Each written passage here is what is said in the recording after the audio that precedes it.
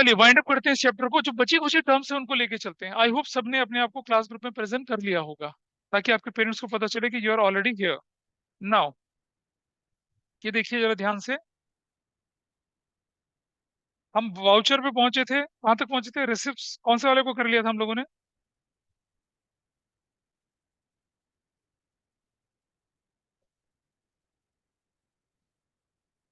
Entity नहीं करा था? नहीं करा था एंटिटी। Page number 7, 8, 9। हाँ जी, एंटिटी। Yes, that's fine. अच्छा, नहीं एंटिटी का डिस्कशन नहीं किया था क्लास में आपके सामने? अरे मतलब Roohan brothers, SK and sons, so that was entity only. भूल गए? अरे भाई, if a business is having a legal existence in the court of law, in the eyes of law, that becomes entity. तो एमआरएफ टायर्स हो गया, Reliance industries limited हो गया, ठीक है, एयरबस हो गया, बोइंग हो गया, दिल्ली मेट्रो हो गया, लखनऊ मेट्रो हो गया, और दार्जिलिंग रेलवे हो गया, ये सब क्या है आपकी? They are entities, they have legal existence. तो एंटिटी किसको बोलेंगे हम लोग? An economic unit which may be business entity और नॉन बिजनेस एंटिटी। ये सारी की सारी, और जितनी भी अकाउंटिंग सिस्टम में क्या होता है कि स्पेसिफिक बिजनेस एंटिटी होती है, जिसके हिसाब से हम क्या करते हैं, अपने अकाउंटिंग ट्रांजेक्शन्स करते हैं। जैसे मान लिया जाए मैंने अपना सामान अ, अधिराज को बेचा, अधिराज इज एन एंटिटी। मैंने अपना सामान अधिराज एंड सन्स को बेचा, Adhiraj and sons is an entity. मैंने अपना सामान अधिराज एंटरप्राइजेस को बेचा, Adhiraj enterprises is an entity. अलग अलग। मैंने अपना सामान अधिराज एंड कंपनी को बेचा, तो क्या हो सकता है? That is also an entity.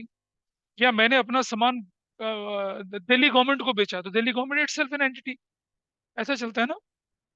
तो एंटिटी इज ओके, वो हमने पिछली क्लास में नाम के साथ डिस्कस किया था आप लोगों को। जैसे हमने बोला था कि आर्यन ब्रदर्स, ठीक, Aryan sisters, Sharma and daughters, Verma and sons, Mehra sons, ये सब क्या थे? आपकी एंटिटी थे। दोनों अलग अलग कैसे आज? हाँ, ठीक है। जब हम लोग, हमारे जब हम रहते थे पहले ईस्ट दिल्ली में, हमारे पास ना वो भाई होते थे बिल्कुल आइडेंटिकल ट्विन। एक भाई दिमाग में बहुत शार्प, एक भाई थोड़ा सा मनमौजी टाइप का। तो बड़े वाले भाई ने गवर्नमेंट एग्जाम पास करे, उसकी नौकरी लग गई। छोटे वाला कहता भाई मेरी भी नौकरी लगा। मैंने कहा ठीक है, तो चिंता ना कर। एग्जाम भरे, फॉर्म भरे, उसकी जगह पे बैठा, सब इंटरव्यू इंटरव्यू दे के आया, और जब ज्वाइनिंग की बारी थी, छोटे भाई को भेज दिया। तो वो नौकरी लगे, लगा बढ़िया, मतलब अच्छी खासी पोजीशन पे नौकरी लगा, वो सेक्शन ऑफिसर उससे ऊपर में। छोटे भाई को भी लगा दिया। ये होता है ट्विन आइडेंटिकल का, मतलब आइडेंटिकल ट्विन होने का फायदा, है ना? चलो बोलो। हाँ हाँ, बिल्कुल कर लीजिए बात, लेकिन फोन फिर उधर रखिए। यार ये तो गड़बड़ है। Let's move further.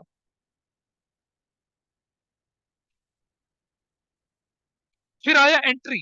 एंट्री किसे बोलेंगे भाई? Recording a business transaction is known as an entry. Recording an account, recording an accounting event is an entity. तो recording business transaction in the books of accounts क्या कहलाती है? Entry कहलाती है। Goods purchase करी, गुड्स सेल करी, return करी, goods वापस आई, सैलरी पे करी, वेजेस पे करी, ये सब क्या है? एंट्री है। अच्छा, who is solvent? Person who is in a position to pay off his or her debts, उसे बोलेंगे solvent. Person who is not in a position to pay off his or her debt, उसे क्या बोलेंगे? Insolvent. That is also done. पिछली class में बताया था proprietor किसको बोलते हैं? ओनर को। प्रोपराइटर इज द ओनर जो कि कैपिटल कंट्रीब्यूट करता है। फाइनेंशियल स्टेटमेंट किसको बोलेंगे? ट्रेडिंग प्रॉफिट लॉस अकाउंट और बैलेंस शीट को क्या बोलते हैं हम लोग? फाइनेंशियल स्टेटमेंट बोलते हैं। जिससे हमें प्रॉफिटेबिलिटी और फाइनेंशियल पोजीशन का पता चलता है। और अब एक और आइटम आता है, स्टोर्स। ध्यान से समझना। स्टोर्स होते हैं ऐसे आइटम जो रीसेल के लिए हम नहीं करते हैं। तो लोग बोलेंगे ये तो एसेट्स भी हो सकती है। नहीं, ये एसेट्स नहीं होती। क्या होती है? अगले पेज पे देखिए। आपकी मशीनें चल रही हैं, मशीनों में फ्रिक्शन होता है। फ्रिक्शन को कम करने के लिए आप क्या करते हैं? ऑयल डालते हैं, या फिर लुब्रिकेंट लगाते हैं, ग्रीस लगाते हैं, ऑयल लगाते हैं, आपने देखा होगा। ठीक है जी।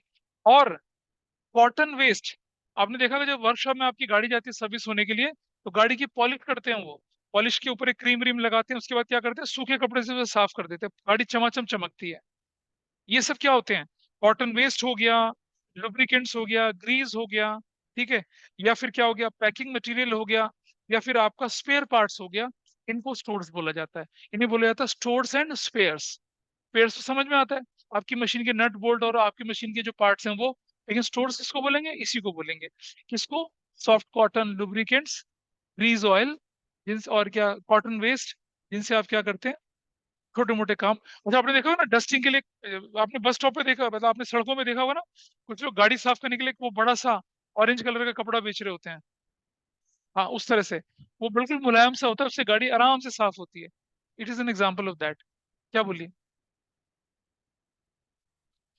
आ देखो बेटा, ये कंज्यूमेबल आइटम होते हैं। अब वो कपड़ा जो है आप 10 साल तक थोड़ी रखोगे, 5 साल तक कपड़ा कितने दिन चलेगा? एक धुलाई, दो धुलाई, तीन धुलाई, चार धुलाई के बाद गंदा हो जाता है, फेंकना पड़ता है उसको। इसलिए उसे एसेट्स नहीं बोलते हैं। They are known as consumable item.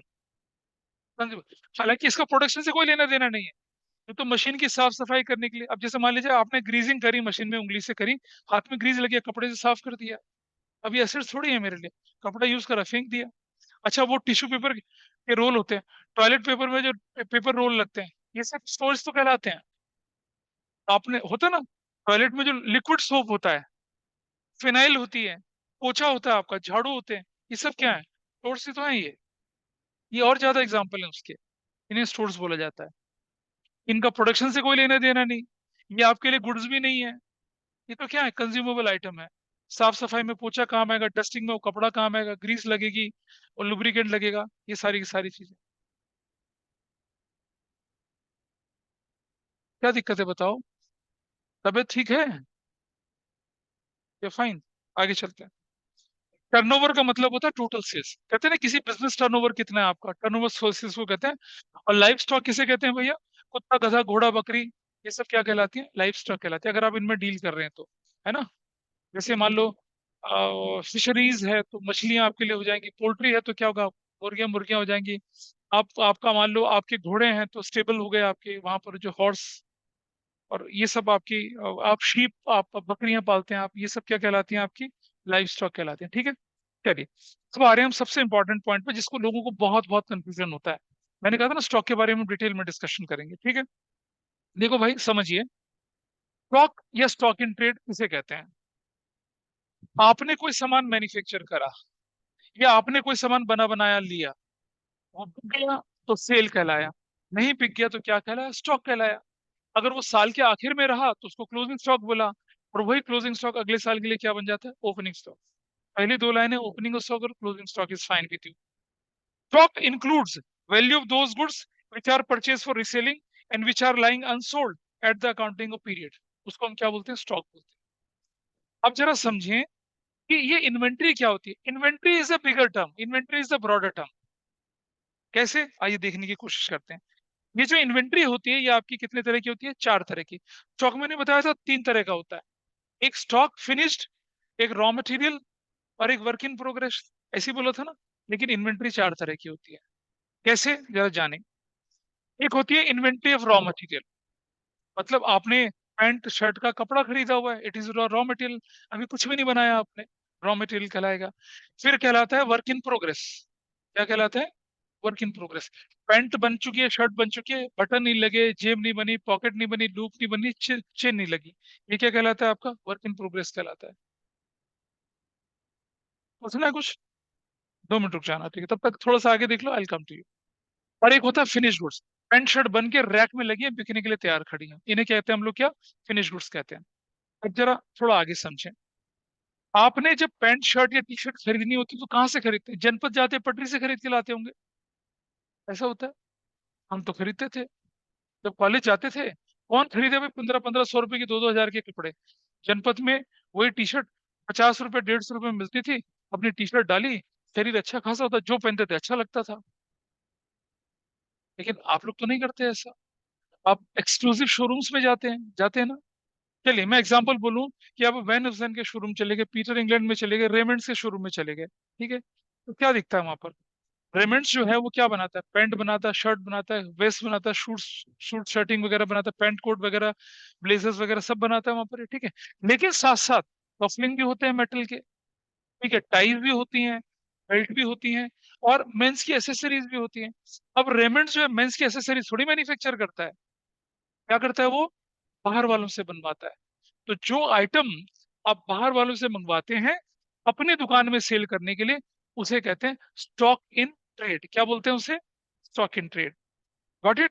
तो जरा देखिए, अब जरा नोट्स को दोबारा से देखते हैं। तो जब हम इन्वेंट्री बोलेंगे बेटा, तो इन्वेंट्री रॉ मटेरियल की होगी, वर्क इन प्रोग्रेस की होगी, फिनिश गुड्स की होगी, और साथ साथ इन्वेंट्री स्टॉक इन ट्रेड की भी होगी।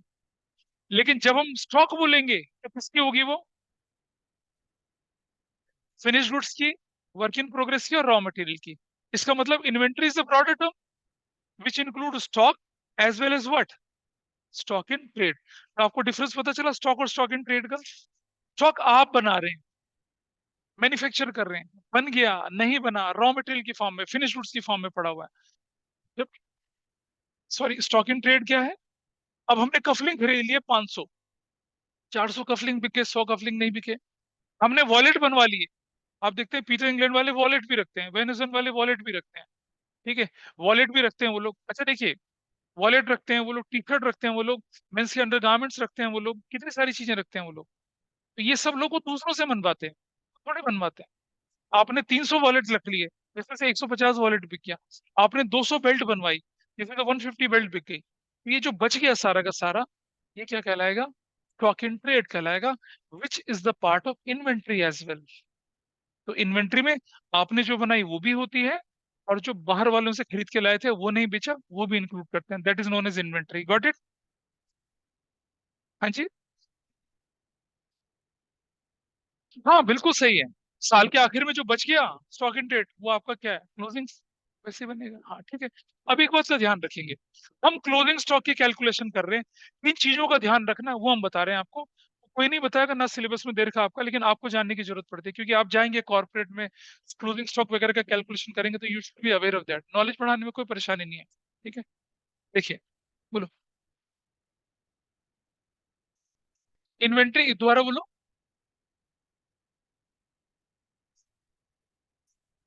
देखो इन्वेंट्री ऑफ, देखो रॉ मटेरियल जो बोलेंगे तो वो तो स्टॉक की, रॉ मटेरियल और इन्वेंट्री एक ही चीज हो गई ना। Inventory of raw material, inventory of, दोबारा बोलो, दोबारा बोलो। हाँ, inventory of raw material synonyms एक ही चीज है, कोई फर्क नहीं है। स्टॉक इन ट्रेड और स्टॉक का डिफरेंस होगा, उससे ज्यादा डिफरेंस नहीं है आपके पास। अच्छा देखिए, मान लो आपने सामान बेच दिया, कस्टमर कहता है कि सर अपने पास रख लो, अभी मेरे गोडाउन में जगह नहीं है। अब ये बोलोगे नहीं नहीं नहीं, तब निकल, सड़क के बाहर कर दोगे उसे, गोडाउन से बाहर निकाल दोगे सामान, रखोगे ना उसको, चल भाई ठीक है, जब तेरा मन नहीं तब ले जाना। अब मुझे बताइए, अब मैं स्टॉक की चेकिंग कर रहा हूँ, जो सामान हमने कस्टमर को बेच दिया, जिसका कस्टमर ने हमें पैसा दे दिया लेकिन डिलीवरी नहीं लिया अभी, क्या वो मेरा क्लोजिंग स्टॉक है? नहीं ना, विल नॉट इंक्लूड। नोट्स पढ़ रहे हैं क्या लिखा है? Following goods are not included in the list of inventories. कौन सा सामान बिक गया, पैसा आ गया, डिलीवरी नहीं हुई, सामान किसका था, कस्टमर का था, कुछ दिनों के लिए हमारे यहाँ पर रखवा दिया।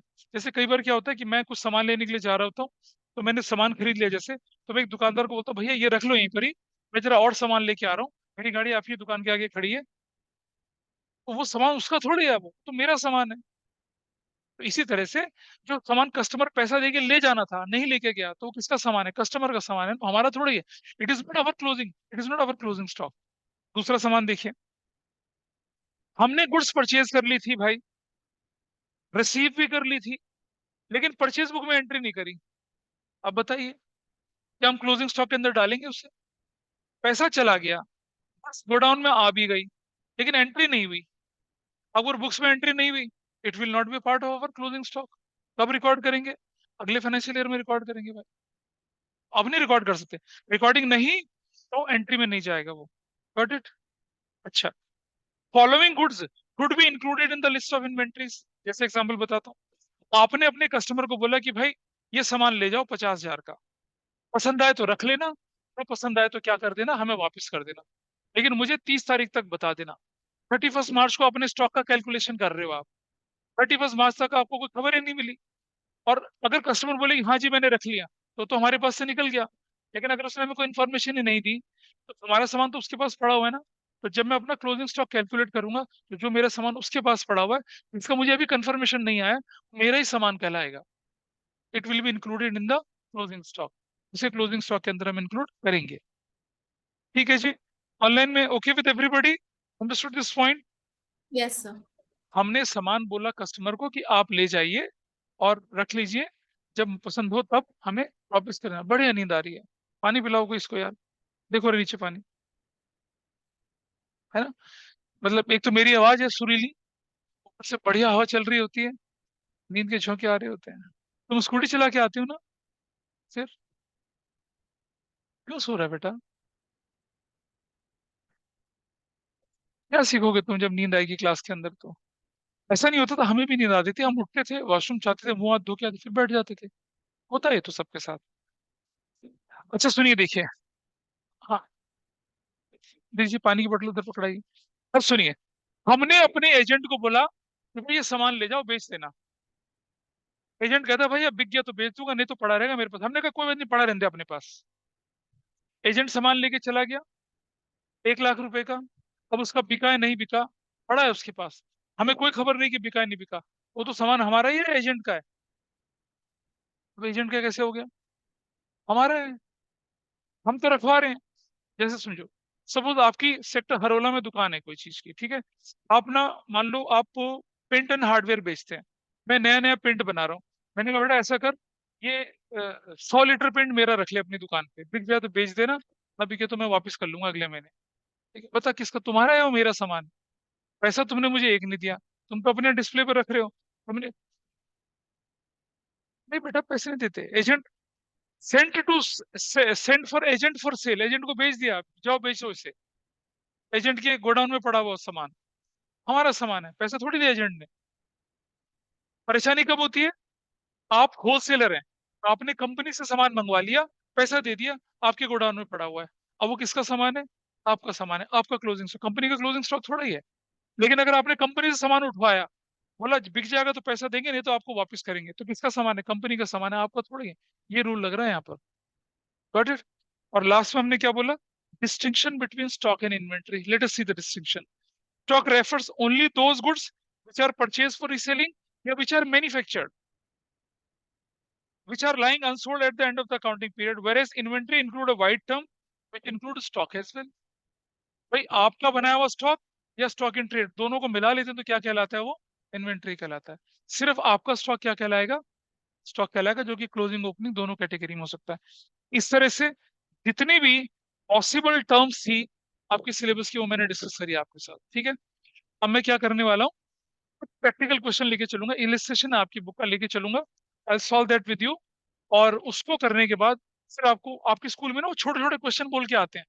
डेफिनेटली अगर आपका यूट्यूब है, फर्स्ट टर्म होगा, आप लोगों की फर्स्ट टर्म में भी क्वेश्चन आएगा, देखना ऐसा 3 नंबर से लेकर और 5 नंबर से लेकर 6 नंबर तक का क्वेश्चन आएगा वो वाला। हाँ जी, स्टॉक इन ट्रेड, अपना स्टॉक मतलब हमारा बनाया हुआ स्टॉक, मतलब बाहर से खरीदा हुआ, ऐसा करके। अपनी बुक खोलिए, पेज नंबर कौन सा है भाई बताइए, तुम तो डी के गोयल उठा लाए।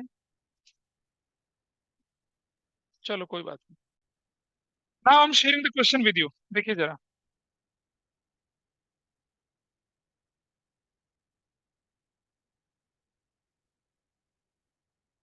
भाई छेड़खानी ना करो एक दूसरे से भाई।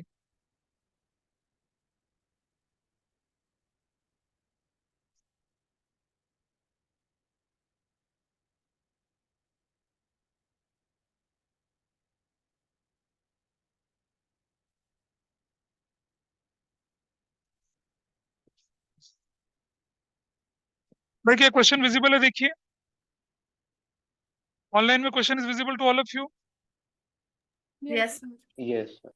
Gurman commenced business of trading in electronic goods with a capital of rupees 15 lakh.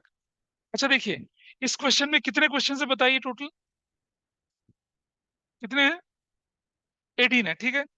एक एक करके करना शुरू करें, कुछ तो ओरल हो जाएंगे, मैंने सॉल्व करने की जरूरत पड़ेगी वो मैं बताऊंगा आपको। अच्छा आप ध्यान रखेंगे थोड़ा सा, before I proceed further for this, एक बात समझिए। जब मैं बोलूं करंट लाइबिलिटीज, करंट लाइबिलिटी का मतलब होता है कोई एक्सपेंस अगर आपने नहीं पे किया आउटस्टैंडिंग, वो भी लाइबिलिटी। क्रेडिटर वो भी लायबिलिटी। लेकिन जब मैं बोलूं आउटस्टैंडिंग एक्सपेंस, तो सिर्फ एक्सपेंस जो आपने पे नहीं करे वो कहलाएंगे। क्रेडिटर जो है तो आपके एक्सपेंस की कैटेगरी में नहीं आते हैं। ठीक है, एक चीज का ध्यान रखेंगे। दूसरा, मान लिया जाए मैंने कोई सामान किसी को बेचा, 2 लाख रुपए का सामान 3 लाख में बेच दिया। ठीक है जी, 2 लाख रुपए मेरी कॉस्ट और 3 लाख रुपए मेरा सेल्स प्राइस। ठीक है, तो 30,000 सेल्स प्राइस का सामान अगर किसी ने हमें वापस कर दिया तो क्या होगा जानते हैं? 30,000 सेल्स प्राइस उस सामान की वो सेल्स रिटर्न कहलाएगी, लेकिन मेरी एक्चुअल कॉस्ट जो मुझे वापस है वो कितने की कहलाएगी? 20,000 ही कहलाएगी। तो इसका डिटेल डिस्कशन अभी मैं आपको क्वेश्चन करते समय बताऊंगा। ठीक है, घर जाके उसको टैली कर लेना। तो भाई गुरमन ने इलेक्ट्रॉनिक गुड्स का बिजनेस शुरू किया। मुझे बताइए इलेक्ट्रॉनिक गुड्स का जो बिजनेस है उसके लिए गुड्स कहलाएंगे वो तो? भाई फ्रिज, रेफ्रिजरेटर, होम अप्लायंसेस उसके लिए क्या है? गुड्स है। ठीक है, वही हमारी परचेज और वही हमारी सेल्स कहलाएंगी। कैपिटल कितनी थी? 15 लाख रुपए की। इस 15 लाख रुपए में से उसने 10 लाख की गुड्स खरीद ली। तो आपके पास परचेजेस कौन सी है? 10 लाख की परचेज है। ठीक है, ध्यान रखेंगे अभी एक एक करके चलेंगे क्वेश्चंस में। तो चलो पहला क्वेश्चन पढ़ते हैं। What is the amount of capital invested bye Gurman in the business? तो रुकिए, सबसे पहले कितना है? 15 लाख आया। और क्वेश्चन में नीचे पढ़ते हैं, कहीं और तो नहीं दे रखा उसने कुछ? देखो दे रहे हैं यहाँ पर। उसने गुड्स 5 लाख की 7 लाख में बेच दी, 250 की 310 क्रेडिट में बेच दी, 25,000 की रिटर्न हो गई, उनकी कॉस्ट 20,000 थी। लुकिंग फॉर द रिस्पॉन्सेज, उसने होम अप्लायंसेस के लिए 5 लाख का एडिशनल इन्वेस्टमेंट करा। तो सुनिए बेटा, 15 लाख ऊपर वाला और 5 लाख नीचे वाला। पहला पार्ट क्या हुआ आपके पास? अगर बोले हम लोग कैपिटल, तो कितना है? पहली कैपिटल कितनी थी उसकी? 15 लाख की। और एडिशनल कैपिटल कितना लगाया उसने? 5 लाख। तो टोटल कितना हो गया कैपिटल? 20 लाख रुपीज की कैपिटल हो गया। दिस इज फर्स्ट पार्ट आपका। दूसरा क्वेश्चन क्या आपके पास है बताइए? दूसरा question what they are asking for you, amount invested in fix assets. पहले देखते हैं, फिर से एग्जांपल देखते हैं फिक्स एसेट्स में क्या क्या पैसा लगा इसका।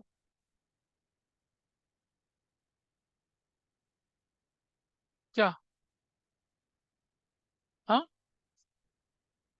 कहाँ है तुम्हारा फोन? इधर दीजिए, जरूरत ही नहीं आपको।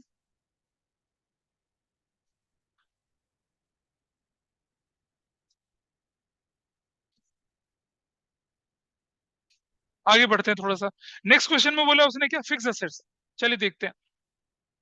उसने he spend 2 lakh on furnishing the shop, 35,000 for the purchase of computer and printer. ये क्या कहलाएंगी इसकी? Fix assets. अच्छा, ये कह रहा है कि 10,000 रुपया कंप्यूटर का भी वापस नहीं करा है, ये लायबिलिटी है। क्रेडिटर नहीं बोलेंगे, लायबिलिटी बोलेंगे इसको। ठीक है, क्रेडिटर तो आपका गुड्स से रिलेटेड हुआ ना, और कंप्यूटर प्रिंटर गुड्स थोड़ा ही है। तो बेटा इसकी फिक्स एसेट्स क्या बनी? फर्निशिंग 2 लाख की और 35,000 का कंप्यूटर। तो दूसरा पॉइंट क्या था आपके पास? फिक्स एसेट्स ना। क्या क्या जोड़ा फिक्स एसेट्स के अंदर? Furniture plus computer and printers. Computer and printers. तो फर्नीचर कितने का है? 2 लाख का। और ये क्या चाहिए दूसरा? 35,000 का। टोटल कितना हो गया? 2,35,000। That is the second question. Third पे आ जाइए फटाफट से। What is third question? Total purchases आ जाते हैं, देखिए। और एक बात समझिएगा, जब हम टोटल परचेज बोल रहे हैं ना, उसमें से रिटर्न माइनस कर देंगे।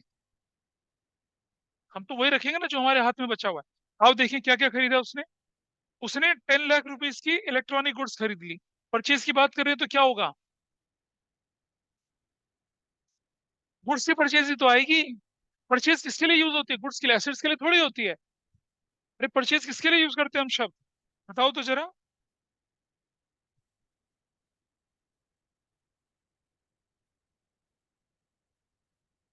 परचेज किसके लिए इस्तेमाल होता है शब्द बताइए?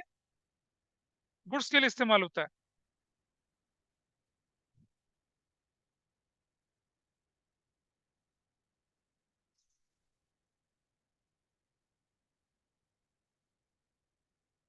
कैलकुलेट करिए कितना आ रहा है।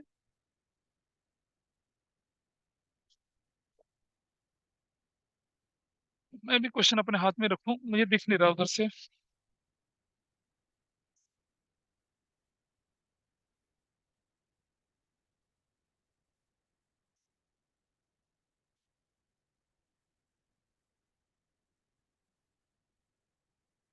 हाँ जी, ये देखते हैं।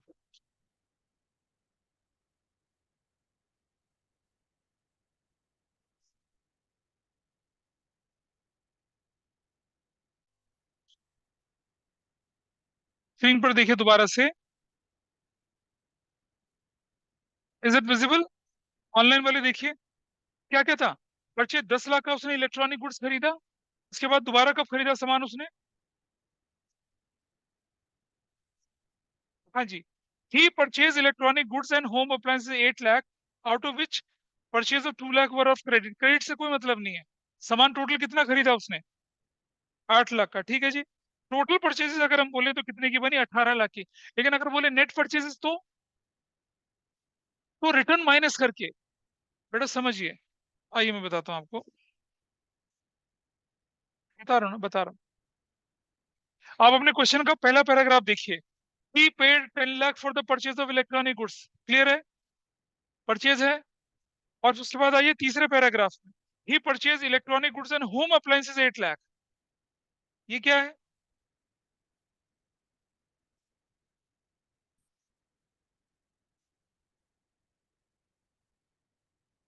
ओहो। अच्छा एक बात बताओ मुझे, कंप्यूटर जो है वो आप किस काम के लिए इस्तेमाल कर रहे हैं? वो गुड्स है क्या आपकी? वो एसेट्स है ना? उसे क्यों इंक्लूड करेंगे परचेज में? परचेज का मतलब है purchase of goods only. Purchase का मतलब परचेज ऑफ एसेट्स नहीं कहलाता। तो गुड्स के नाम पे क्या आपका? 10 लाख रुपए का सामान पहले खरीदा और 8 लाख का बाद में खरीदा। तो देखिए, आपके पास परचेजेस कितने की बनी? आप 10 लाख का सामान एक और 8 लाख का सामान दो। टोटल कितने की बनी? 18 लाख की बनी। नंबर 4 बोलिए, क्या आपके पास है? जल्दी, क्वेश्चन 4 क्या लिखा है? Long term liabilities, long term liabilities. आपके क्वेश्चन में नील है, कोई है ही नहीं। लॉन्ग टर्म लाइबिलिटी मतलब जो एक फाइनेंशियल ईयर और या ऑपरेटिंग साइकिल के बियॉन्ड चली जाए। आप बोलेंगे कंप्यूटर वगैरह। फर्नीचर तो कैश खरीदा भाई। देखो क्वेश्चन को पढ़ो। सप्लायर, क्रेडिटर जो होते हैं वो 1 साल के अंदर देने होते हैं, तभी तो उनको क्रेडिटर वाला बोल रहे हैं। अच्छा, क्रेडिटर को क्या बोलते हैं हम? Current liability. करंट लायबिलिटी 1 साल के अंदर देनी होती है ना, नॉन करंट थोड़ी होगी वो। Is that okay? कोई भी लायबिलिटी जो एक फाइनेंशियल ईयर के अंदर देनी होती है वो करंट लायबिलिटी होती है। और क्रेडिटर फॉर सप्लायर, सुनो बेटा, क्रेडिटर जो होते हैं वो क्यों होते हैं क्रेडिटर? क्योंकि वो एक फाइनेंशियल ईयर के अंदर देने होते हैं। आपको बेसिक अकाउंटिंग टर्म्स में बताया गया था ये बात। मोक्षा और अहाना, आप लोगों के साथ कोई इंटरेक्शन मेरा नहीं हो पा रहा। होपफुली आप लोग समझ पा रहे होंगे जो मैं बोल रहा हूँ। Yes, sir. Yes, sir. और बाकी शौर्य और ये आनंद भी। विधि। हाँ। Yes, sir. Furniture Yes. क्या नहीं हो? क्या चीज बेटा? तुम पढ़ो जरा क्या लिखा है। ही फर्दर स्पेंट। स्पेंट मतलब खर्च कर दिए। खर्च क्या होते हैं? पैसे तो खर्च होता है, और क्या खर्च करेगा? अरे बेटा, डेप्रिसिएशन कहाँ से आ गया? अभी तो तुम खरीद रहे हो उसे।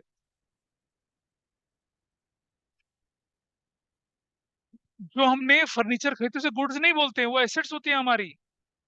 और परचेज शब्द लगता है सिर्फ किसके लिए? गुड्स के लिए। फर्नीचर का बिजनेस थोड़ी है तुम्हारा। तुम्हारा बिजनेस तो इलेक्ट्रॉनिक गुड्स का है भाई। Electronic goods is your goods, purchase कहलाएगी। फर्नीचर क्या कहलाएगा आपके बिजनेस के लिए? एसेट्स कहलाएगा। फर्नीचर एसेट्स है आपके बिजनेस के लिए, और कैश में खरीदा आपने। You spend money on that. उधारी थोड़ा ही है।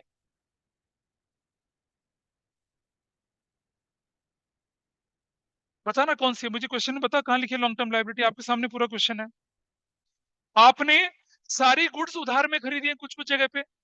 आपने सिर्फ कंप्यूटर और प्रिंटर क्या खरीदा? उधार खरीदा। ठीक है। और वो भी उधारी बहुत बड़ी नहीं है। कितने की है? रुक जाओ, एक मिनट कंप्लीट करो। 35,000 का कंप्यूटर प्रिंटर में 10,000 नहीं दिया। तो ये 10,000 ऐसा है जिसे 5 साल तक चुकाओगे आप। With in year you set it out. बाकी आपने गुड्स खरीदी है। गुड्स ऑटोमेटिकली 1 साल के अंदर अंदर पेमेंट करनी होती है आपको। बताओ, नॉन करंट तो वो होती है ना जो विदाउट विदाउट जो बियॉन्ड 1 साल चला जाए। कौन सा आइटम 1 साल जाने वाला, बताइए, आप बोलो क्या बोल रहे हो। Capital investment. वाओ। हमारा क्वेश्चन क्या है? Long term liability. Long term liability कौन सी होती है? एक इंटरनल और एक एक्सटर्नल। जब भी हम लायबिलिटी शब्द यूज करते हैं, हम एक्सटर्नल के लिए यूज करते हैं। इंटरनल के लिए तो कैपिटल एक्सक्लूसिवली यूज होगा, जो हो चुका है ऊपर यूज। अरे इंटरनल के बारे में तो बोल ही दिया उसने, उसे थोड़ी इंक्लूड करेंगे इसमें। Total assets is equal to total liability. Total liability के दो कंपोनेंट, एक इंटरनल एक एक्सटर्नल। इंटरनल को बोलते हैं कैपिटल, वो पूछ लिया। अब बचा एक्सटर्नल, वो है नहीं कोई। करंट लायबिलिटी बड़ी है जो भी बची है आपकी। थोड़ा और आगे चलते हैं, what is the next point number 5। चलो करंट लायबिलिटी देखते हैं। करंट लायबिलिटी में क्या क्या आने वाला है जरा देखिए। सुनो सुनो सुनो सुनो, रुक जाइए। नंबर 5, करंट लायबिलिटीज में सबसे पहले क्या? कंप्यूटर एंड प्रिंटर का कितना पैसा बचा हुआ है? 10,000 प्लस। और क्या क्या बचा हुआ बताइए। हाँ, मैं आपको रेफरेंस कर करके दिखा रहा हूँ, देखिए जरा क्वेश्चन में। यहाँ देखिए आपके पास। अब आ जाइए ऊपर। जो सामान आपने खरीदा था, क्या खरीदा था इसने, आप देखिए यहाँ पर। He purchase electronic goods and home price 8 lakh, out of which 2,000 were on credit.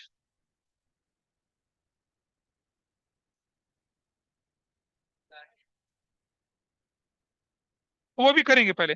पहले पहले रुक जाओ। पहले रुक जाओ, प्लस क्रेडिट परचेजेस लिखिए पहले तो आप। कितने की? 2 लाख की। Is that okay with you? यहाँ तक ठीक है? क्रेडिट परचेज कितने की है ये? 2 लाख रुपए की है। अब इस क्रेडिट परचेज में से क्या हुआ, क्वेश्चन में आगे पढ़िए। 25,000 का सामान वापस आपने कर दिया था। इस क्वेश्चन की लैंग्वेज पढ़िए, क्या लिखा हुआ है। ही sold goods costing 5 lakh for 7 lakh, goods costing 2,50,000 for 3,10,000 on credit. ये उसने सामान बेचा। जो 25,000 का सामान था वो वापस आ गया, वो सेल्स रिटर्न हो गया। लेकिन उसकी एक्चुअल कॉस्ट कितनी थी? 20,000 थी। वो आपने किसी और को वापस कर दिया। तो आपकी परचेज रिटर्न कितने की है? सिर्फ 20,000 की। आपकी सेल्स रिटर्न कितने की है? 25,000 की। Is that okay with everybody? Purchase return sales return पता चला। अभी हम कैलकुलेशन किसकी कर रहे हैं? करंट लायबिलिटीज की। अभी हम किसकी कैलकुलेशन कर रहे हैं? Current liability. करंट लायबिलिटी में क्या इंक्लूड होता है? क्रेडिटर। और क्या इंक्लूड होता है? Outstanding expense. और क्या इंक्लूड होता है? वो कंप्यूटर प्रिंटर का पैसा। कंप्यूटर प्रिंटर का 10,000 जोड़ दिया। और क्या क्या जोड़ा बताइए। अरे बता रहा हूँ, रुक जा अभी। कंप्यूटर प्रिंटर जोड़ दिया हम लोगों ने, ठीक है, क्वेश्चन देख रहा हूँ यहाँ पर। तो सर सैलरी। अभी कर रहे हैं, अभी कर रहे हैं, रुक जाइए। पहले आप क्या करिए, कंप्यूटर प्रिंटर का जोड़ दीजिए। फिर आप जोड़ दीजिए क्या? फिर जोड़ दिए आप यहाँ पर क्रेडिट परचेजेस, जो कि 2 लाख थी। उसमें से वापस कितना चला गया? 20,000 चला गया, 20,000 वापस। तो वो इसमें से माइनस कर दीजिए 20,000। तो ये क्यों? कौन बोला? कौन बोला? हाँ क्या? आपने सामान बेचा था कुछ, उसमें से 25,000 is a sales return. Is that okay? Sales return जो है, सेल्स रिटर्न जो है वो है 25,000 का। क्यों 25,000? क्योंकि इसकी सेल्स प्राइस है। Got it? लेकिन इसकी कॉस्ट कितनी है? इसकी कॉस्ट तो 20,000 है। आपने उससे सामान वापस लिया और जिसको खरीदा था उसको वापस कर दिया। जब आप सामान वापस लेंगे तो 25,000 का बोल के लेंगे, लेकिन जब वापस करेंगे तो 20,000 का बोल के वापस करेंगे ना। तो इसीलिए परचेज रिटर्न 20,000 की है। सेल्स रिटर्न परचेज रिटर्न एक ही अमाउंट है, लेकिन सेल्स रिटर्न को 25,000 बोला और परचेज रिटर्न को 20,000 बोला। क्यों बोला? आपने 20,000 में 5,000 जोड़ के सेल्स करी थी ना। तो जब वापस करेंगे तो 20,000 कॉस्ट वैल्यू वापस करेंगे आप। इसीलिए हमने यहाँ से क्या माइनस कर दिया? 20,000।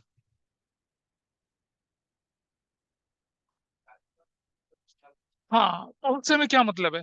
हमसे क्वेश्चन में क्या बोल रहे हैं कि सेल्स प्राइस 25,000, कॉस्ट प्राइस 20,000। अगर अगर ना होता तो मैं प्रोपोर्शनेटली कैलकुलेट करता।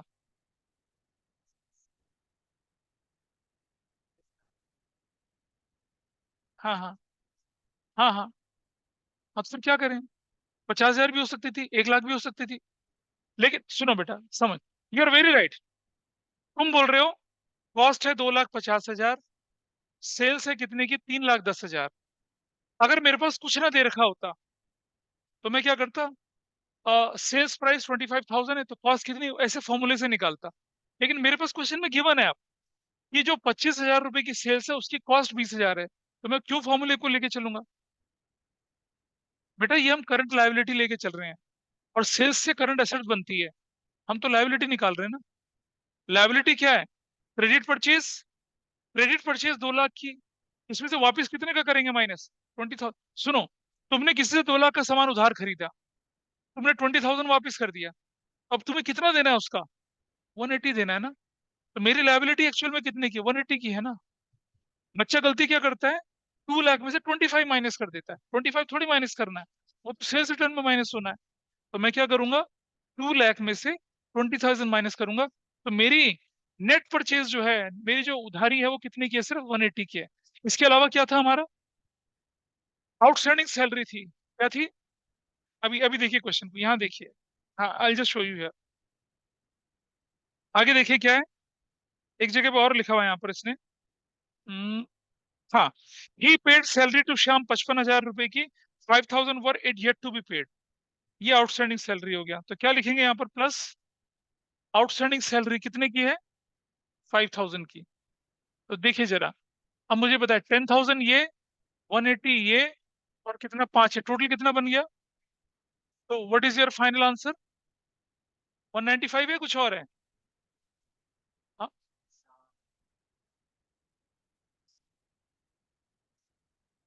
दोबारा बोलो। हाँ हाँ, रुक जाओ देखने दो। he is he paid salary 55,000 to Shyam, 5,000 were yet to be paid, ये लिखा हुआ है।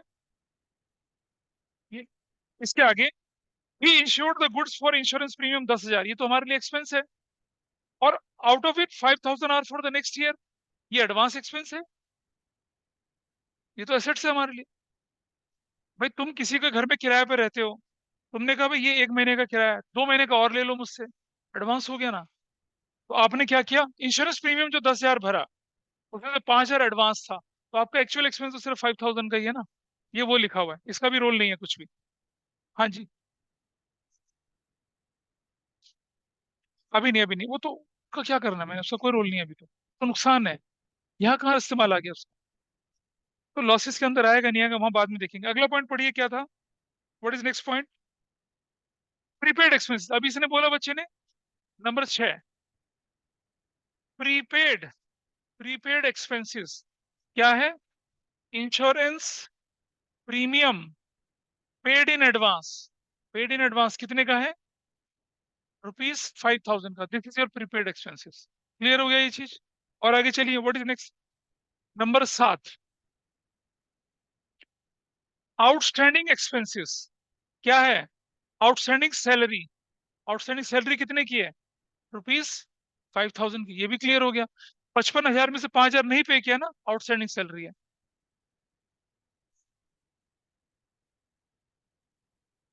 Insurance premium paid in advance 5,000 का। बेटा 10,000 का तूने भर दिया है ना, 5,000 इस साल का, 5 अगले साल का भी भर दिया, तो 10,000 कैसे बोलूंगा? 10,000 तो मेरा एक्सपेंस थोड़ी है। आउट ऑफ 10,000 मेरा एक्चुअल एक्सपेंस तो 5,000 ही है, 5,000 मेरा एडवांस एक्सपेंस है। एडवांस एक्सपेंस को हम एसेट्स बोलते हैं, एक्सपेंस थोड़ी बोलते हैं। अरे भाई, मैंने शायद खरगोश कपूर का एग्जाम्पल लिया था, मैंने आपके सामने घर के किराए का एग्जाम्पल लिया। मैं किसी के घर में 5 महीने रहने वाला हूँ, और मैंने पहले महीने में दे दिया, ठीक है, लेकिन पहले महीने में मैंने बाकी 5 के 5 महीने का दे दिया, 1 महीने का तो एक्सपेंस होगा, बाकी 4 महीने का तो एडवांस हो गया ना। ऐसा, वो कहानी है यहाँ पर। नेक्स्ट पॉइंट बताइए क्या है? हाँ, डेटर से कितना पैसा लेना, आइए वो देखते हैं। 8, जितना सामान हमने क्रेडिट में बेचा वो, और सेल्स रिटर्न माइनस कर दें वो। तो बताइए जरा, हमने सेल क्या क्या करी थी? अमाउंट फॉर डेटर्स, बताइए सेल कितने कितने की करी थी, क्वेश्चन में देखें जरा, देखते हैं। हाँ बिल्कुल, आदित्य ने बोला था शायद। सबसे पहले देखिए आप, ही सोल्ड, देखिए, ही sold goods costing 5 lakh for 7 lakh in cash. इसमें तो डेटर बनेगा ही नहीं, कैश सेल्स में थोड़ी डेटर बनते हैं? बनते हैं भाई कैश सेल्स में? नहीं बनते। आगे चलते हैं। गुड्स कॉस्टिंग 2,50,000 ऑन 3,10,000, ये क्रेडिट, ये आपका डेटर है 310। लेकिन इसमें 25,000 रुपये तो क्या होगा, डिफेक्टिव हो गया। बोले हुआ नहीं हुआ? तो आउट ऑफ 3,10,000 अगर मैं 25,000 माइनस कर दूं, हम हम लिखेंगे credit sales minus sales return. Credit sales कितने की? 310 माइनस सेल्स रिटर्न कितने की है? 25,000 की। क्या वैल्यू आ गई? 285। ये आपका डेटर से पैसा वसूलना है आपने। यहाँ तक ठीक? डाउट है कुछ? क्या अगला आइटम बोलिए क्या है? नंबर, हाँ, क्रेडिटर को कितना देना है हमने, यानी हमने उधार सामान कितना खरीदा था वो देखते हैं आप। तो अमाउंट, क्या बोले? अमाउंट ड्यू या ड्यू फ्रॉम, क्या बोला? हाँ, ड्यू टू क्रेडिटर्स। चलो देखो जरा, सबसे पहले देखिए क्रेडिट परचेज कितने की करी क्वेश्चन में आपने, देखें जरा क्रेडिट परचेज कितने की है, लेट अस सी दैट। देखो लिखा है क्या? He purchase electronic goods apply 8 lakh, 2 lakh on credit है। 2 लाख कितनी की है आपकी? क्रेडिट की है। क्लियर है जी? उसमें से रिटर्न कितना हो गया था? 20,000। चलिए, credit purchase minus purchases return, 2 lakh की क्रेडिट परचेज थी, परचेज रिटर्न 20,000 की थी। Your answer is 180। लोगों को डाउट लगता है कि सेल्स रिटर्न 25 का था तो परचेज रिटर्न 20 क्यों हो गया? बेटा समझो, जब मैं सामान खरीदता हूँ, मेरी कीमत 20,000 थी, इधर से दोनों समझेंगे आर्यन पड़ोसी। जब मैंने, सपोज वो 20,000 का सामान मैंने खरीदा था, 20,000 का था वो, जब मैंने उसे बेचा तो 5,000 के मार्जिन में आगे बेच दिया, 25 हो गया। अब जब 25 का सामान मुझे वापस मिलेगा तो सेल्स रिटर्न तो 25 की कहलाएगी, लेकिन जो परचेज है मेरी वाली वो तो 20 की कहलाएगी ना, वो मैं वापस कर दूंगा। तो परचेज रिटर्न 20 होगी और सेल्स रिटर्न कितने की होगी? 25 की होगी। इसलिए ऐसा कर रहे हैं। यहाँ तक ठीक है? अगला आइटम बोलिए, डाउट बोलिए क्या है? क्रेडिट परचेज, देखो क्वेश्चन में लिखा है, देखिए लिखा हुआ है यहाँ पर क्वेश्चन में, इट इज मेंशन क्लियरली। क्या लिखा है देखिए, he purchase electronic goods employees for 8 lakh, out of which 2 lakh were on credit, ये वहां से निकल कर आया है। और आगे चलिए बताइए क्या है नेक्स्ट। अरे परचेज रिटर्न माइनस नहीं करेगा, अभी थोड़ी देर पहले बोला तुमसे, तुमसे मैंने 2 लाख का सामान खरीदा, तो मैंने तुम्हें 2 लाख देना था। मैंने कहा 20,000, अपना 20,000 का सामान वापस ले जाओ, नहीं पसंद आया, खराब है, डिफेक्टिव है। तो अब मैं तुम्हें कितना देना है? 180 तो देना है, तो मेरे क्रेडिट 180 हो गया। नेक्स्ट पॉइंट कौन सा है? हाँ, नंबर नेक्स्ट, क्लोजिंग स्टॉक, जरा ये ध्यान से देखते हैं, इस पर लोगों को डाउट लगता है। क्लोजिंग स्टॉक का मतलब होता है कि जितना आपने सामान खरीदा और जितना बेचा, उसका डिफरेंस आपको लेके चलना है।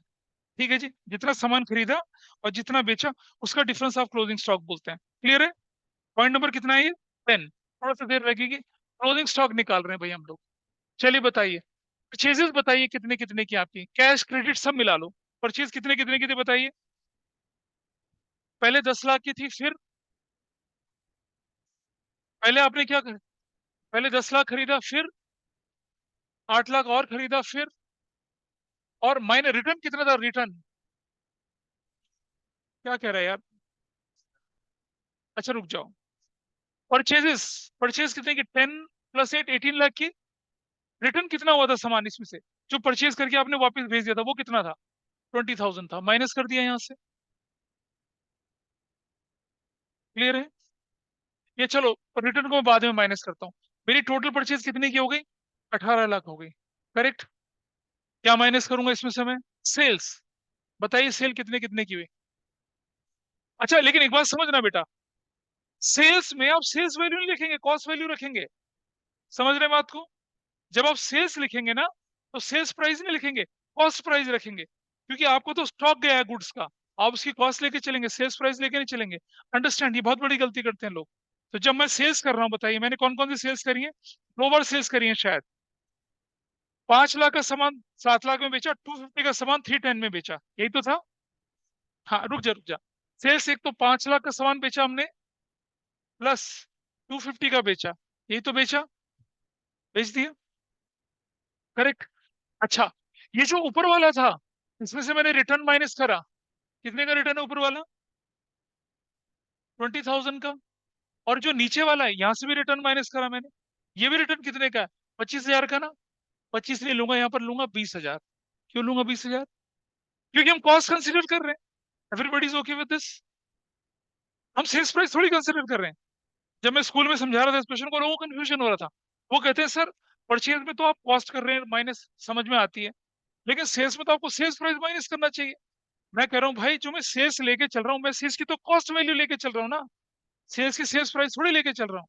तो इसीलिए जो मैं ये सेल्स रिटर्न माइनस करूंगा, ये क्या माइनस करूंगा? कॉस्ट वाला माइनस करके चलूंगा। और कुछ माइनस करने के लिए था? क्या था? 2,25,000 का। हाँ, एक और सेल्स थी, प्लस 2,25,000 की एक सेल और थी। ठीक है जी, हो गया। और 50,000 का मेरा सामान एक्स्ट्रॉय भी हुआ था, वो भी मैं माइनस कर दूंगा। कितने का? 50,000 का वो भी माइनस करूंगा। तो बताइए टोटल देखिए। अब टोटल पर कितना लिखेंगे हम लोग? ये 17 लाख कितना हो जाएगा? नहीं, नहीं, रुक जा। 17,80,000। नहीं बेटा, समझ, वो परचेज रिटर्न का है और ये सेल्स रिटर्न का है। ठीक है, और ये प्लस माइनस में आपस में कैंसिल हो जाएंगे। नहीं समझे?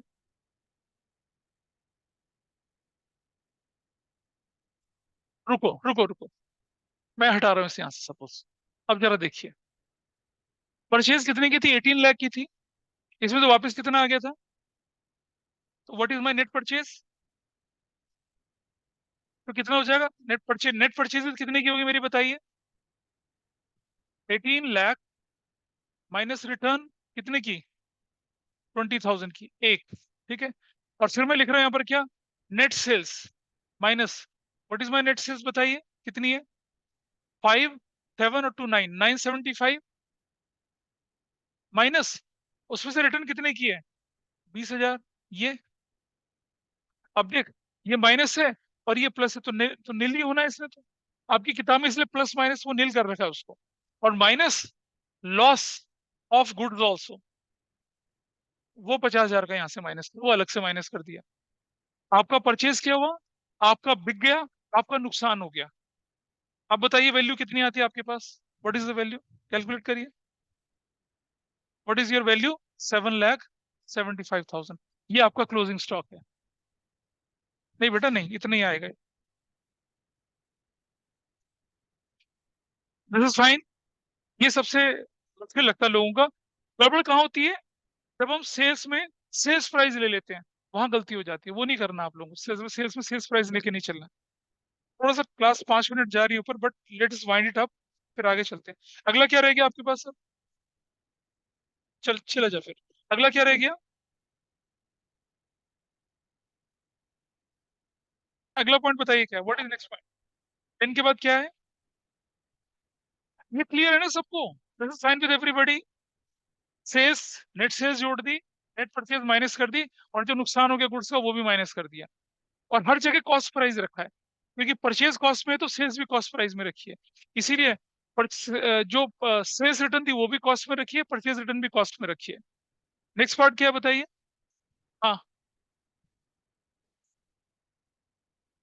हाँ। इंश्योरेंस क्लेम नहीं बेटा, इंश्योरेंस क्लेम का, तुम्हारा नुकसान हो गया, इंश्योरेंस कंपनी पैसा दे रही है, तो उसके बदले में गुड्स थोड़ी दे रही है। गुड्स देते तो हम स्टॉक के अंदर जोड़ देते, गुड्स थोड़ी दे रही है। आपका नुकसान हो जाएगा तो इंश्योरेंस कंपनी आपको पैसा क्लेम देती है भाई। या अच्छा मान लो, सुनो, आपकी गाड़ी एक्सीडेंट में बर्बाद होगी, इंश्योरेंस कंपनी नई गाड़ी देती है क्या आपको? पैसा देती है, गाड़ी खरीदो अपने आप। You will not gate goods in place of that. आपको पैसा मिलेगा। अब कौन सा पार्ट रह गया? 11। 11 में क्या लिखा बताइए? वो हमने निकाली थी। नेट परचेज कितने की? कितनी थी नेट परचेज? हाँ, नेट परचेज कितनी है आपकी? Net purchase is equal to what? 10 lakh plus 8 lakh minus कितना? 20,000। What is your value? 17,80,000। हम निकाल चुके हैं ऊपर ऑलरेडी। अगला 12 में क्या लिखा है? ट्रेड डिस्काउंट आपके क्वेश्चन में गिवन है। ये देखिए, ये देखिए, यहाँ देखिए, लिखा हुआ है साफ साफ। क्या लिखा हुआ है देखिए, यहाँ पर।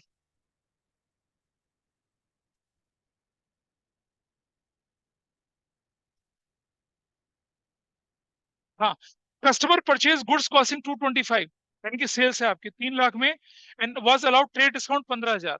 ट्रेड डिस्काउंट चला गया, और क्या लिखा है नीचे, कैश डिस्काउंट कितना है, 5,000 रुपए का। चलिए मुझे बताइए, तो ट्रेड डिस्काउंट कितना दिखा क्वेश्चन में, ट्रेड डिस्काउंट 15,000 का हो गया। और बोलिए 13 क्या लिखा है, कैश डिस्काउंट कितना है, 5,000 का। और बोलिए क्या है आगे, क्या है, क्या? अच्छा, और 13 के बाद 14, 14 क्या लिखा आपका बताइए। हाँ, उनकी चिंता मत करो, संडे को कर गए इस चैप्टर को पूरा। हाँ, हाँ, हमने कर लिया था ना, चलिए चलो ठीक है। देखिए जरा आगे कितना दिख रहा है आपके पास, सेल्स रिटर्न देखते हैं कहाँ है। सेल्स रिटर्न आपके सामने साफ साफ बात है, कितने की सेल्स रिटर्न, 25,000 की। सेल्स रिटर्न तो 25,000 की थी। जब सेल्स रिटर्न बोलेंगे तो सेल्स प्राइस वाले लेके चलेंगे। तो सेल्स रिटर्न कितना है आपके पास, सेल्स रिटर्न कितना है, 25,000 का। हो गया यहाँ तक, और आगे चले आप। परचेज रिटर्न बोला था ना अभी, वो भी बोल दिया। परचेज रिटर्न नहीं आया था अभी, तो 15 कितना, परचेज रिटर्न कितने का है, 20,000 का। ये भी हो गया, 15वां भी हो गया। जो 25,000 सेल्स रिटर्न थी, वही तो आपकी परचेज रिटर्न थी। जब सेल्स, हाँ, कॉस्ट परचेज रिटर्न में तो कॉस्ट प्राइस लेके चलना है। ये वाला पोर्शन हटा दूं, ये नोट कर लिया सभी ने, हटा देते हैं इसको। देखिए इतना बड़ा क्वेश्चन मैं इसलिए करा रहा हूँ, क्योंकि स्कूल में नहीं कराएंगे आपको ये। और इससे रिलेटेड इतना बड़ा क्वेश्चन है, छोटा क्वेश्चन जरूर देंगे एग्जाम में। 5-6 आइटम कैलकुलेट करने वाला, 4-5 आइटम कैलकुलेट करने वाला, वैसा देंगे। जब हम इतना बड़ा क्वेश्चन कर लेते हैं, तो पिछले बड़े क्वेश्चन को करने में हमें कोई परेशानी कभी नहीं आएगी। अगला आइटम बताइए क्या है। हाँ, 15 के बाद क्या 16 है, ये लास्ट है या और भी इसके बाद, प्रॉफिट। हाँ, इनकम बोल रहे हैं ना अभी तो। अभी क्या बोल रहे हैं क्वेश्चन में करने के लिए, इनकम अर्न। इनकम अर्न कैसे निकालते हैं भाई, सारे रेवेन्यू में से सारे एक्सपेंसेस माइनस करते हैं। आओ देखते हैं, इनकम अर्न बोलते हैं आप, चलिए। और प्रॉफिट तो अपने आप ही निकल आएगा आपका। हाँ जी बेटा, हाँ, अरे हाँ, क्यों पूछने की जरूरत क्या है। चलो जी, इनकम अर्न कैसे निकाली जाती है, आइए देखते हैं। इनकम कैसे निकाली जाएगी, रेवेन्यू माइनस कर देंगे क्या, एक्सपेंसेस, ठीक है जी। आइए जरा रेवेन्यू में देखते हैं क्या क्या था। रेवेन्यू में हम क्या लिखते हैं यहाँ पर, नेट सेल्स लिखते हैं सबसे पहले। देखिए नेट सेल्स मतलब रिटर्न माइनस करने के बाद। नेट सेल्स में क्या क्या आएगा बताइए, बोलिए कौन कौन सी सेल्स आई थी क्वेश्चन में आपके। सबसे पहले सेल्स थी 7 लाख की, उसके बाद 310 की सेल्स थी। ये सब सेल्स प्राइस है। उसके बाद, अच्छा सुनो, ये जो 310 था, इसी में से तो 25,000 माइनस हुआ था ना रिटर्न। एग्री करते हो नहीं करते हो, तो इसमें से हमने माइनस कर दिया क्या, सेल्स रिटर्न कितने का, 25,000 का। और प्लस एक और सेल्स हुई थी आपकी, 225 की बेटा। ये तो 285 हो गया ना, इसके बाद भी तो एक सेल्स हुई है, वो 225 की है, 225 की। तो बताइए कितना हो गया टोटल ये, जैसे 7 लाख प्लस 285 प्लस 225। अब बताइए क्या वैल्यू निकल कर आई आप।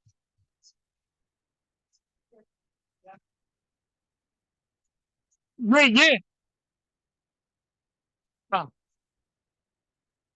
ऐसे। तो अब बताइए कितना हो जाएगा, 7 और 3 10, 12, 12,85,000, ऐसा। चलो आगे चलते हैं थोड़ा सा।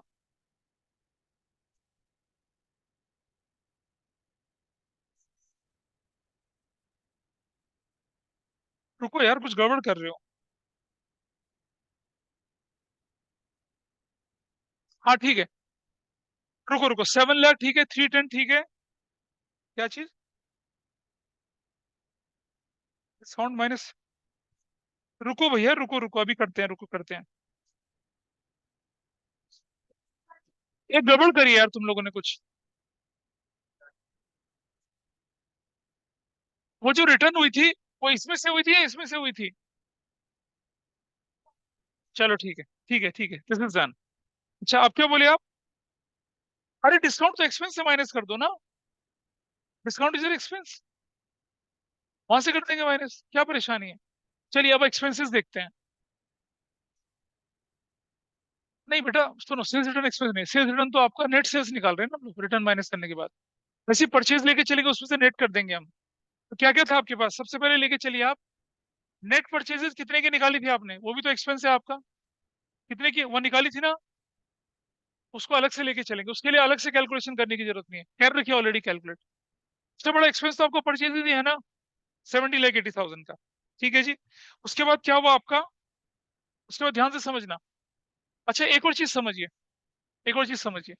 अभी एक बच्चा मुझसे बोला था कि सर जो 50,000 रुपए का सामान आपका लॉस हुआ था, वो था ना, 50,000 का सामान नुकसान चला, उसके बाद इंश्योरेंस कंपनी ने कितना पैसा दिया, कितना दिया?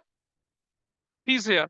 तो अगर मैं करूं यहाँ पर, अगर मैं इंश्योरेंस क्लेम 30,000 यहाँ लिख देता हूँ, तो जो लॉस है, लॉस 50,000 का लॉस नीचे लिखूंगा मैं।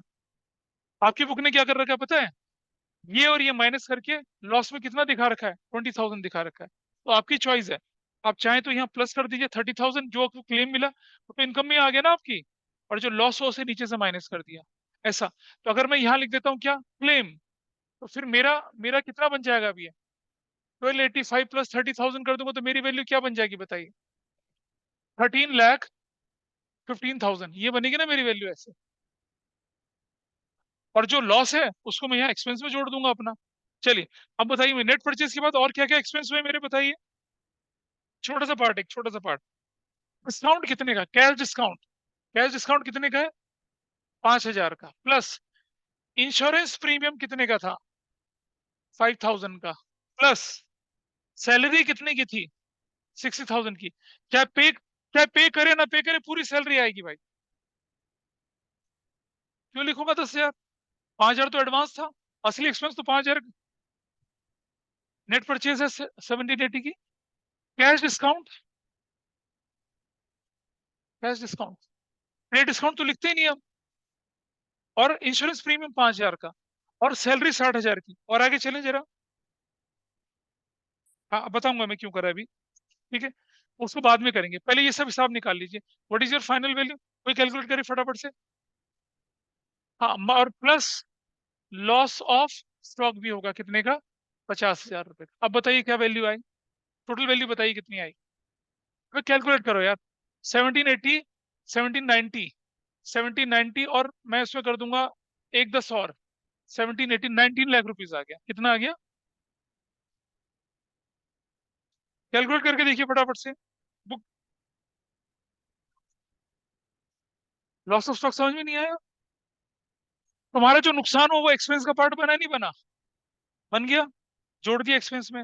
उसके बदले में जो क्लेम मिला था उसे इनकम में जोड़ दिया, क्या परेशानी इसमें। जो तुम्हारा लॉस ऑफ स्टॉक हुआ था उसे एक्सपेंस मान लिया, और जो क्लेम मिला था उसे कहाँ डाल दिया, इनकम में डाल दिया, हो गया काम खत्म।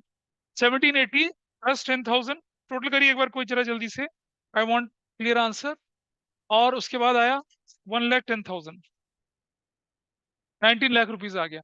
अब जरा फाइनल आंसर देखिए, अब मैं कैसे लिखता हूँ, देखिए ये सारी वैल्यूज आ गई। अब देखिए मेरी इनकम कैसे बनेगी, ध्यान से समझना। What was your revenue, what was your revenue total, 13,15,000, minus expenses कितने के मेरे, कितने के, माइनस एक्सपेंसेस कितने के मेरे, 19 लाख के एक्सपेंसेस कर दिया मैंने।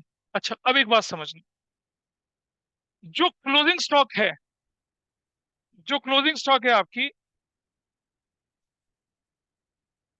जो क्लोजिंग स्टॉक है आपका, वो आपके एक्सपेंस के अंदर जुड़ा हुआ था पहले, एग्री करते हो नहीं करते हो। क्लोजिंग स्टॉक जो था, क्या वो खत्म हो गया, लॉस हो गया, आपके पास अभी पड़ा हुआ है, पड़ा हुआ है ना, it is not my expense now. जो मेरा क्लोजिंग स्टॉक है क्या मेरा एक्सपेंस है, नहीं है। तो मैं क्या करता हूँ, उसे ऐड कर देता हूँ क्या, क्लोजिंग स्टॉक को। कितने का क्लोजिंग स्टॉक है बताए, 7,75,000। अब टोटल निकालिए कितना आया, अब देखते हैं कितना, 13,15,000 प्लस 7,75,000 माइनस 19 लाख, कितना आ रहा है ये, नहीं हमारा आंसर कितना आ रहा है, कुछ गड़बड़ हो रही है?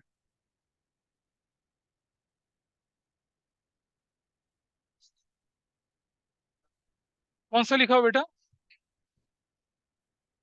नहीं बेटा, नहीं नहीं नहीं, सुनो सुनो सुनो। लॉस ऑफ स्टॉक कितना? ऊपर मैंने 30 जोड़ा है, 50 करा है, इसलिए हुआ ऐसा। एक बार वैल्यू को दोबारा देखिए, गड़बड़ हुई। ये जो 3,10,000 मेरे पास था, ये तो सेल्स प्राइस था। पहले इसमें से माइनस कर दिया ट्रेड डिस्काउंट 15,000 का, तो इसकी एक्चुअल वैल्यू कितनी आई? 2,85,000 आई ना। हमने कितनी लिख दी यहाँ पर? और सेल्स रिटर्न इससे माइनस हुआ था, इससे माइनस हुआ था 3,10,000 से ना। इसको ऐसे लिखना चाहिए था। मैं बता रहा हूँ, रुक जाए बेटा। 310 माइनस ट्रेड डिस्काउंट कितने का? इसमें था। तो फिर गड़बड़ कर दी ना यहाँ पर। ये वैल्यू कितनी थी आपकी? 3,00,000 माइनस 15,000, ये वैल्यू ये थी। और 310 माइनस कितना था? 25,000। तो ये वैल्यू कितनी आई? 285 आई। और ये वाली वैल्यू भी कितनी आई? 285 आई। उसकी वजह से आपका आंसर कितना? कैश डिस्काउंट तो बेटा कैश में जाएगा ना, वो तो एक्सपेंस में चला गया, वहां थोड़ी डालेंगे उसको। अब आप कैलकुलेशन ठीक करिए। 7,00,000 प्लस 285,000 प्लस 285,000 आया 12,70,000। कितना आया ये? 12,70,000 प्लस 30 कर दूंगा तो कितना आ जाएगा? 13 लाख। ये थोड़ा करेक्शन कर लीजिएगा। और इधर कहाँ गया हमारा ये वैल्यू? 13 लाख, 13 लाख यहाँ लिखा, माइनस 19,700। अब हमारा कितना आ गया? कौन सा? दिस इज योर आंसर, ये आपकी इनकम निकली है। और लास्ट पॉइंट क्या आपके पास? हाँ, 17 पॉइंट क्या बोला आपसे ये? प्रॉफिट। प्रॉफिट कितने का? यही तो है, और तो कुछ है ही नहीं। 175 भी प्रॉफिट है, क्योंकि और कोई नॉन ऑपरेटिंग एक्सपेंस आपके पास नहीं है। तो थोड़ा सा टाइम लग गया इसको करने में, लेकिन फाइन, दैट्स ओके। और वो जो आपकी एक्सरसाइज में बचा ना, क्वेश्चन 1 और 2 केस स्टडी वाला, उसको आप आराम से कर पाएंगे अब। ठीक है। So thank you so much. किस किस के लिए? ऑफलाइन और ऑनलाइन दोनों लोग जो बैठे हैं उनके लिए। देखिए, इसको करेंगे आप पहले, इसी क्वेश्चन को अपने आप करेंगे, और फिर एक्सरसाइज के क्वेश्चन को करेंगे तो आपको आसानी हो जाएगी। चलिए।